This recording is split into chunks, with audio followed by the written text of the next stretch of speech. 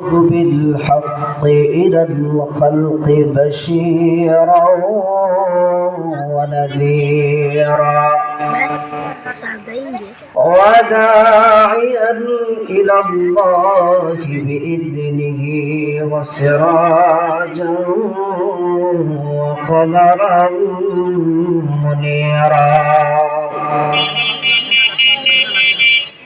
أما بعد فقد قال الله تبارك وتعالى في كلامه المجيد وفرقانه الحميد.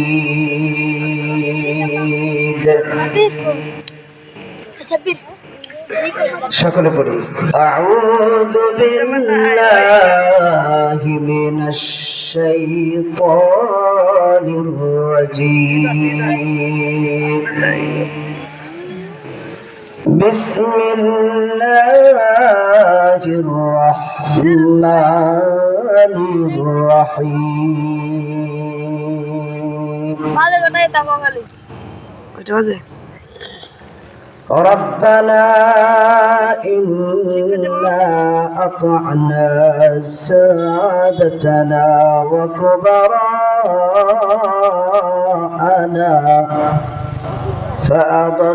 فأضلونا السبيلا ربنا آتهم ضعفين من العذاب والعنهم لعنا كبيرا. وقال صاحب القرآن صلى الله عليه وسلم إن الله يرفع بهذا الكتاب أقواما ويضع به آخرين أو كما قال صلى الله عليه وسلم. وقال تعالى في شان حبيبه إن الله وملائكته يصلون على النبي يا أيها الذين آمنوا صلوا عليه وسلموا تسليما. اللهم صل على محمد وعلى آل محمد كما صليت على إبراهيم وعلى آل إبراهيم إنك حميد مجيد. اللهم بارك على محمد وعلى آل محمد كما باركت على إبراهيم وعلى آل إبراهيم إنك حميد مجيد. سبحانك لا علم لنا إلا ما علمتنا إنك أنت العليم الحكيم. الحمد لله ثم الحمد لله. কোয়েটাঙ্গা হাফেজ আমিরুদ্দিন রহমতুল্লাহ আলাইহি হাফিজিয়া মাদ্রাসা গ্রামবাসীর উদ্যোগে আয়োজিত আজকের এই মহতী মাহফিলের শ্রদ্ধেয় সম্মানিত সভাপতি মুআজ্জাজ মুকাররম হযরত উলামায়ে কেরাম, গ্রামের বিভিন্ন অঞ্চল থেকে বিভিন্ন বাড়ি থেকে আগত সমাগত দিন প্রিয়, ইসলাম প্রিয় তাওহীদি জনতা এবং পর্দার অন্তরালে আমার মা ও বোনেরা, আসুন সর্বপ্রথম মহান আল্লাহ তাআলার দরবারে আলিশানে কালিমাত শুকর পাঠ করি যে আল্লাহ তাআলা অত্যন্ত দয়া করে, মায়া করে, ভালোবেসে আজকের এই মুহূর্ত পর্যন্ত আমাদের হায়াতকে দীর্ঘায়িত করে বহু মানুষ থেকে আমাদেরকে যাচাই করে, বাছাই করে, কবুল করে, মঞ্জুর করে আল্লাহ তাআলার প্রিয় স্থান জান্নাতে আয়োজনের মাঝে আমাদেরকে নির্ধারিত সময়ে আসার, বসার এবং কোরআন সুন্নাহ থেকে কিছু কথা বলা এবং শোনার মতো সুযোগ করে দিয়েছেন। এই জন্য অন্তরস্থল থেকে মহব্বত ও ভক্তি সহকারে আবেগ জড়িত কণ্ঠে সমস্যারে সকলে চিৎকার করে কালিমাত শুকর পড়ি, সকলে বলি আলহামদুলিল্লাহ।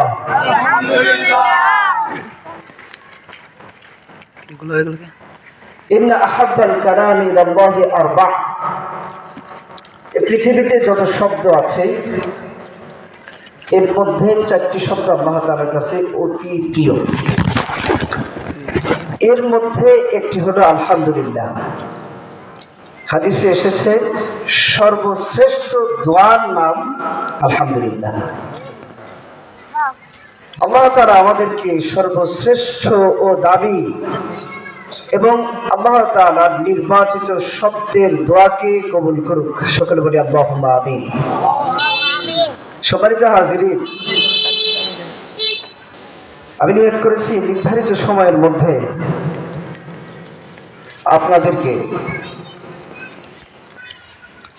সন্তানের মৌলিক অধিকার সম্পর্কে, মৌলিক হক সম্পর্কে একটি কথা বলবো। আল্লাহ তাআলা আমাকে কোরআন ও সুন্নাহর আলো মোতাবেক কথাগুলো বলা এবং আমাদেরকে তদ অনুযায়ী আমল করার তৌফিক দান করেন। সকলে বলি আল্লাহুম্মা আমিন। সম্মানিত হাজিরিন, কেন হক সম্পর্কে আমরা আলোচনা করব, শুনবো? এই জন্য আলোচনা করব, শুনবো যে নবীজি সাল্লাল্লাহু আলাইহি ওয়াসাল্লাম একদিন জিজ্ঞাসা করলেন সাহাবীদেরকে, ও আমার সাহাবীরা, বলো তো এ পৃথিবীতে সবচেয়ে অসহায়, সবচেয়ে দরিদ্র, সবচেয়ে দুর্বল ব্যক্তি কে? সাহাবা কিরাম রাদিয়াল্লাহু তাআলা আনহুম আজমাইন জবাব দিলেন, নবীজি বললেন মান মুফলিস, সবচেয়ে অসহায় কি? সাহাবীরা উত্তর দিলেন, আমাদের মধ্যে যাদের সম্পদ নেই। আচ্ছা বলেন তো, আমাদেরকে কেউ যদি জিজ্ঞাসা করতো, বলেন তো সবচেয়ে অসহায় কি? আমি যদি আপনাদেরকে জিজ্ঞাসা করি সবচেয়ে অসহায় কি, আপনারা কি উত্তর দিবেন? যে সবচেয়ে অসহায় হইল ওই ব্যক্তি যে ছিঁড়া ছোটা কাপড় পরে, যার বাড়ি ঘর নাই। সর্বোচ্চ আমি বলবো রাস্তার মধ্যে, ওই রাস্তার যে আয়ারল্যান্ড আছে, রাস্তার যে পাশে যে জায়গাটা আছে, ওইখানে যারা এই শীতের কালেও ইট দিয়ে বালিশ বানিয়ে কোন রকম ওই সদকা দানের, অনুদানের কম্বল মুড়িতে যে শুয়ে থাকে, আমাদের মধ্যে সবচেয়ে দুর্বল, অসহায়, এতিম, মিসকিন এই ব্যক্তি। এটা আমাদের। অথচ নবীজি সাল্লাল্লাহু আলাইহি ওয়াসাল্লাম বললেন, সাহাবীরাও এমনটাই উত্তর দিলেন। নবীজি বললেন, শোনো, সবচেয়ে পৃথিবীতে অসহায় হলো ওই ব্যক্তি যেই ব্যক্তি এ পৃথিবী এমন ভাবে ত্যাগ করলো, যেই ব্যক্তির কাছে মানুষের হক নষ্ট হয়েছে, মানুষ তার কাছে হক পাবে, ওই ব্যক্তি হচ্ছে সবচেয়ে বড় মুফলিস। কেন? কারণ হলো কিয়ামতের কঠিন ময়দানে যখন ওই ব্যক্তি উঠবে, ওঠার পরে অনেক নেকি তার দেখা যাবে। সে জীবনে বহু নেক আমল করেছে, হজ করেছে, মাদ্রাসায় দান করেছে, বহু নেক আমল সে করেছে। কিন্তু মানুষের অধিকার মানুষের হক নষ্ট করার কারণে ওই ব্যক্তির নেক আমল একটু একটু করে পাওনাদারদেরকে, হকদারদেরকে দিয়ে দেওয়া হবে। এক পর্যায়ে সব নেক আমল ওই ব্যক্তি দিয়ে দিয়ে এরপরে অন্য ব্যক্তিদের গুনাহ তার কাঁধে নিয়ে পরিশেষে অসহায় হয়ে যে ব্যক্তি জাহান্নামে যাবে, ওই ব্যক্তি হলো পৃথিবীতে সবচেয়ে বড় অসহায়। বলেন নাউজুবিল্লাহ। সম্মানিত হাজিরিন, সেই জন্য হকটা, মানুষের হকটা বড় জটিল।